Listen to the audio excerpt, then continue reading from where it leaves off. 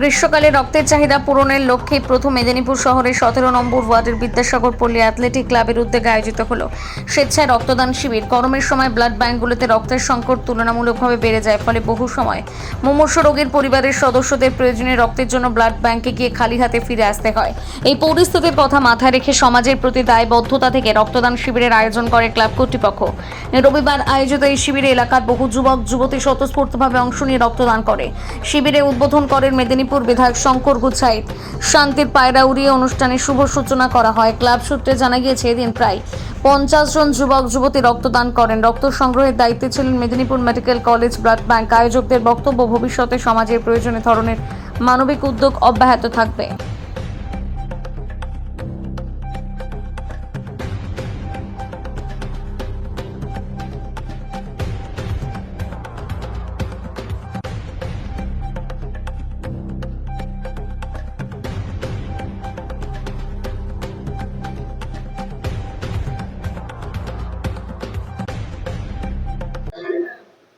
বিদ্যাসাগর পল্লী athletic club এই প্রথমবারের জন্য গ্রীষ্মকালীন চাহিদা মেটানোর জন্য এলাকার মানুষদেরকে নিয়ে রক্তদান শিবিরের আয়োজন করেছে।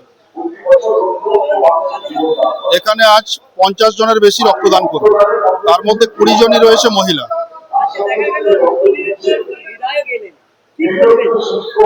আমরা অত্যন্ত আনন্দিত, আমরা একদম অ্যাক্টিভ,